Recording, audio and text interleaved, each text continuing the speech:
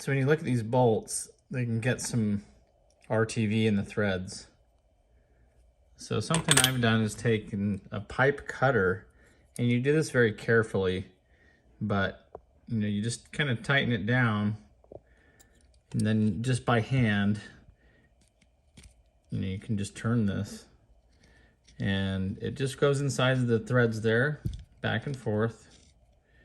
And it's just kind of a way to clean these threads back out. So you want to be careful, of course, that you're not damaging anything. But if you're just doing it gentle enough by hand,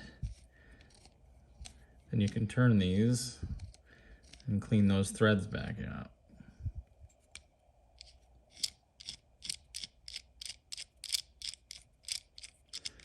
Then, once you get to that point, have these nice nylon attachments that you can put right into your drill.